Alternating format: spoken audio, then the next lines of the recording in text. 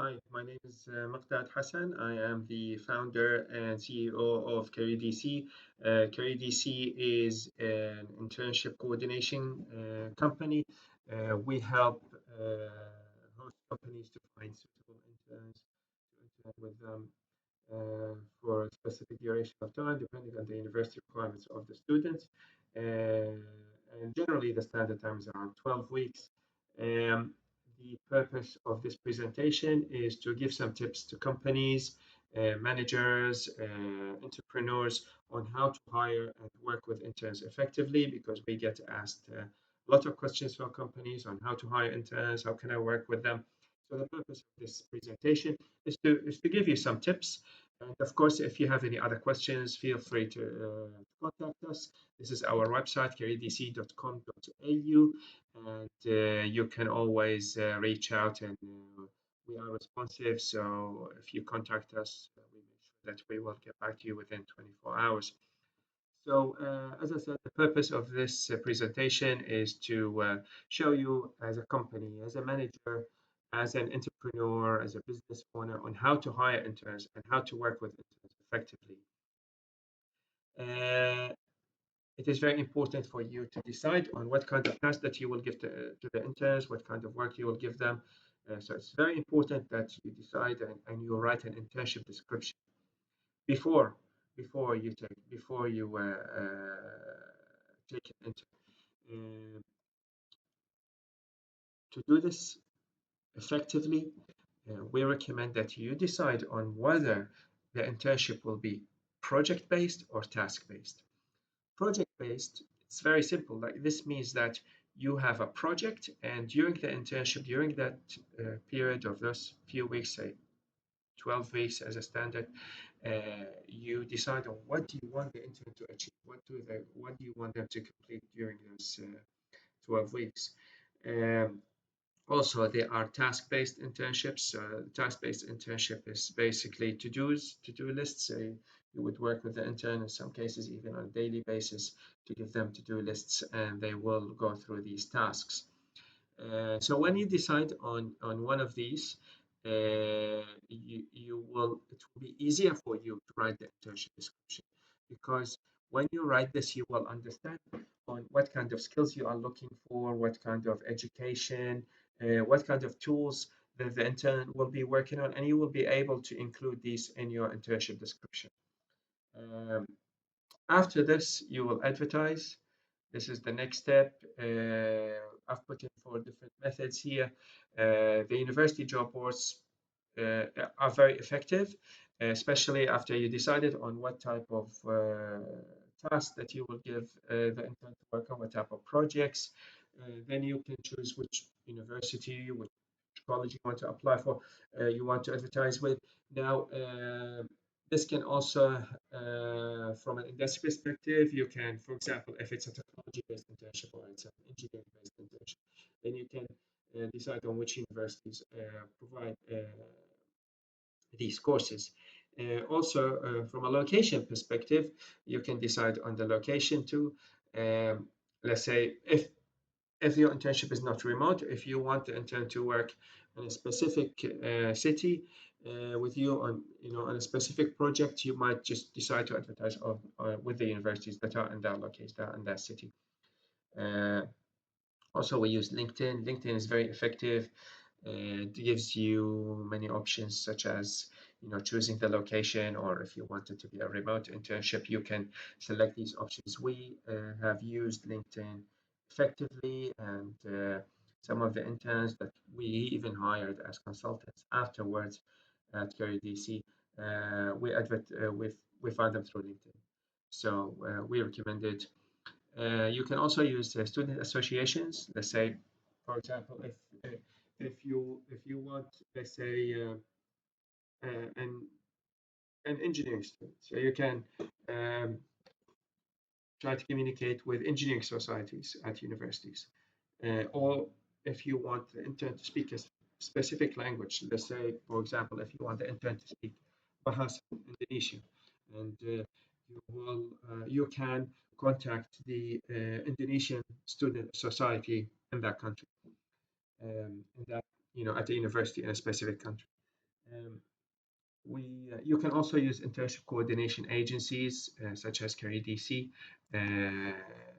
As an agency at CareerDC, we can help you throughout the whole process from uh, writing the internship description to recruiting to or paperwork, any insurance covers required, agreements. So we can help throughout the whole process.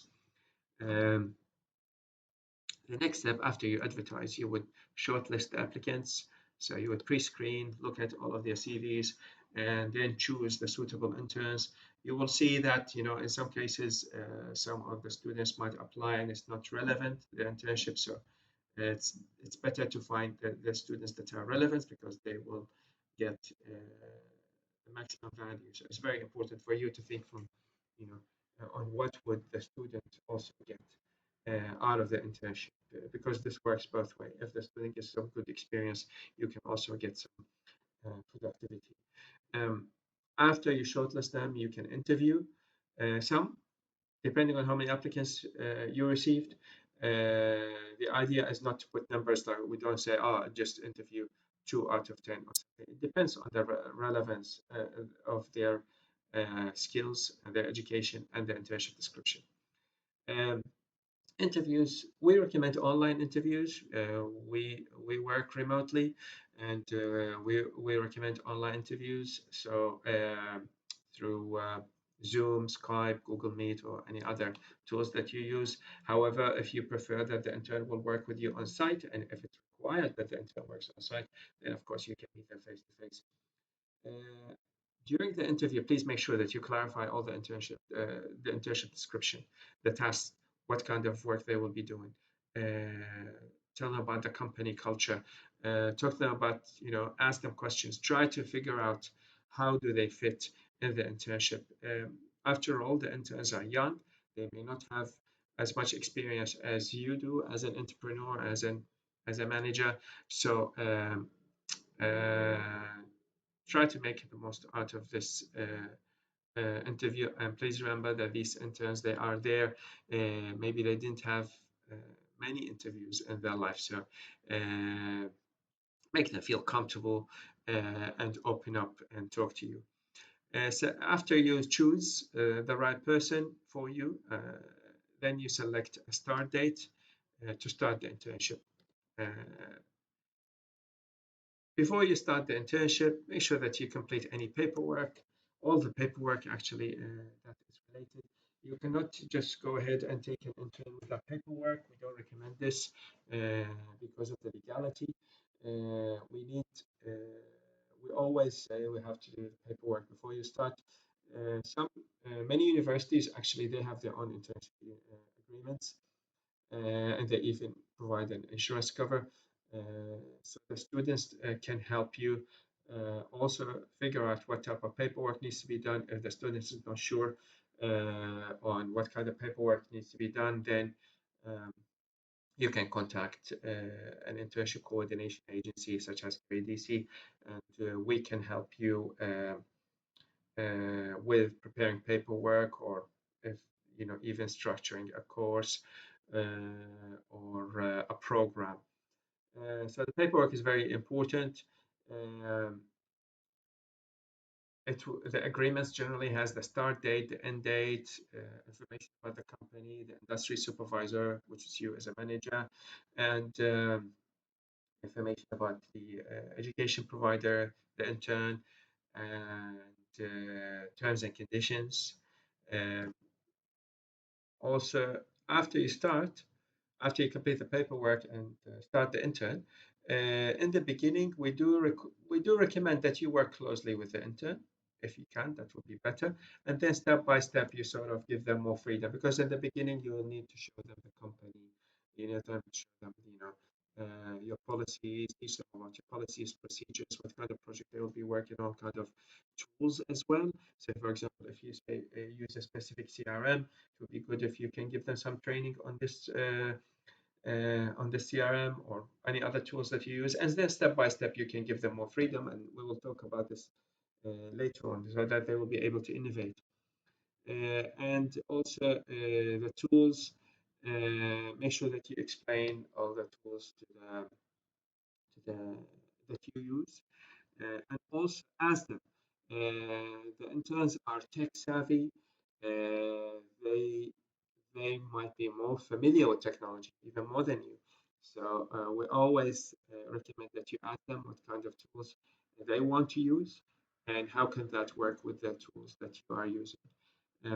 As I said, for we work remotely, and uh, we recommend specific tools like, for meetings, we recommend, we use Zoom, Skype for project management.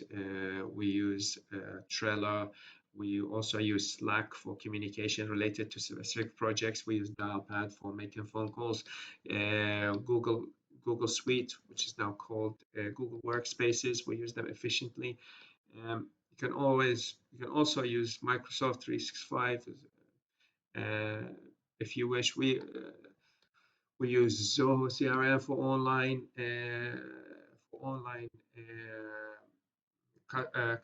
customer relationship management. So depends what kind. We can always recommend if you also need any help with recommendations on what kind of tools to use. Uh, the next step is to give space for the intern to innovate and make them feel part of the team. This is extremely important, so even much more important than the tools that you use.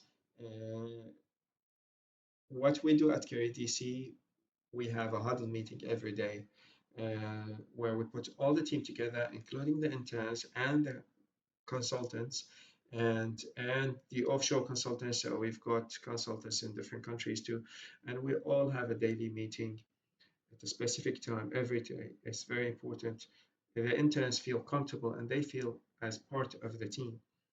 And when they feel as part of the team and you also give them space, they can innovate, they can come up with new ideas. I'll give you a simple example. Like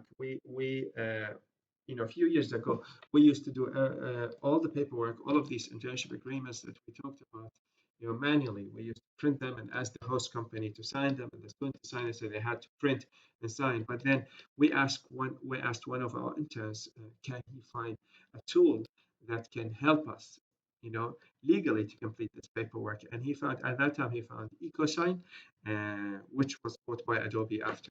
So it's now called Adobe Sign, which is an electronic signature platform. Uh, so we started using it to sign paperwork, and it accelerated the whole process. So that intern actually uh, was very helpful. He helped us to accelerate this process and take the company to even a different stage. So, we were completely paperless after this. So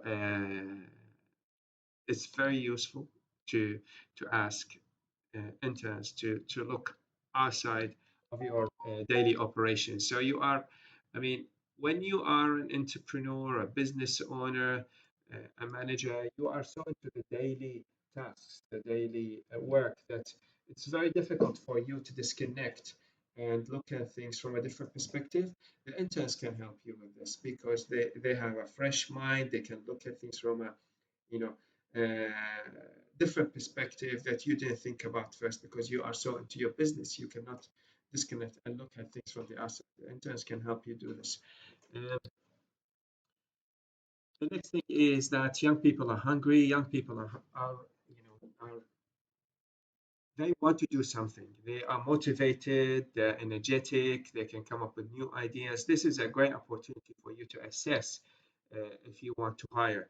At CareerDC, all the consultants we have in Australia started as interns, each one, um, because we find it's a very effective way to uh, you know we use this period of the internship about 12 weeks to assess, is this intern suitable, can we hire them in the future, do they like the company, do they enjoy working with us, do they fit in within the company culture.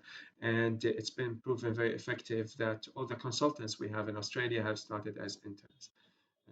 So we recommend it. Um, as a method of employing them. After all, there are no obligations on you as a company, whether you would like to hire them or not, but it's a great method to hire for your company. I think that's it for now. These are the major tips I can give you for now, but we're always open to your questions. If you have any questions, please let us know. We are more than happy to help you find your next intern. Thank you.